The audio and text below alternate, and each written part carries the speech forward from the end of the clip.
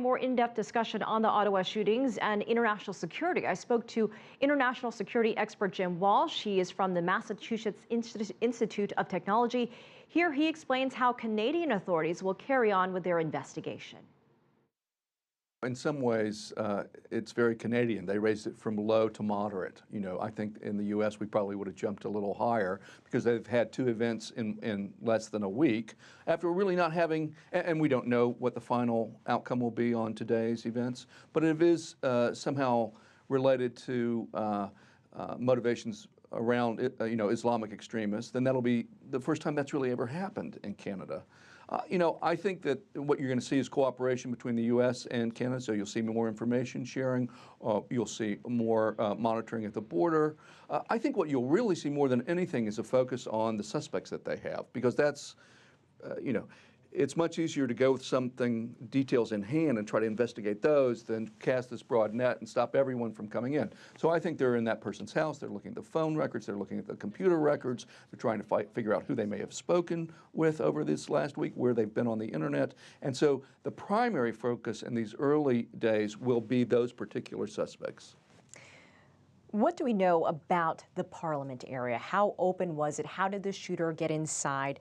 And do you think we could see security around important buildings in Canada change because of what happened? I think that that's a possibility, and it's an issue that people struggle with, for example, in the United States. We had 9/11, but we still allow people to not to go into every area of Congress or in every building, but the idea is it's supposed to be the people's house, and that citizens are supposed to be able to come and interact with their representatives because it's a democracy. And I'm pretty sure those same values are important in Canada. I think in the near term, until they see whether this is part of a pattern or not, you might see some short-term situations where you have an increase in security and where you're checking people who are going in or screening or that sort of thing. And all countries struggle with this. It's the balance between security and liberty. We can have 100% security if we're willing to shut everything down. But no one wants to live in a society like that. So I think that's what the Canadians are going to be struggling with, is that balance between security and freedom and living in an open society. What do you make of the response by the Canadians so far to this incident? It seems like there's a different mentality there than in the United States, where in the United States, they're already running with all these sorts of theories about who could be behind it.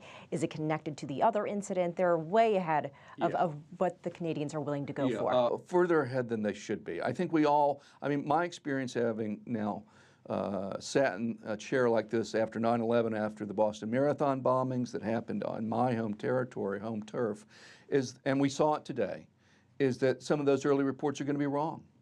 So there was an early report that there was a shooting at a mall. That turned out to be incorrect. And I think that they're wise. There's nothing that anyone can do other than law enforcement. If you're a citizen at home watching TV, there's nothing you can do in the next 24 hours that's going to materially affect the situation. So I think, letting people do their job, collecting those, and not getting ahead of the story is the right way to do it. Because as thinking back to the Boston Marathon bombing, there was an incorrect report that misidentified the race of the alleged suspects in that bombing, and that could have been extremely detrimental. So I think I admire Canada for showing some prudence and some caution as they deal with what has to be a very emotionally difficult period.